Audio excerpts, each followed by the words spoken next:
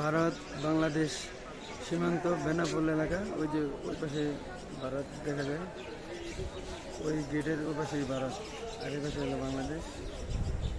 আমরা এখানে আছি, এই হলো আমাদের সুলতান। এই যে দেখুন এখানে অনেক সিকিউরিটি, তারপরে আমরা এখানে আসতে পারছি, আলহামদুলিল্লাহ ভালো।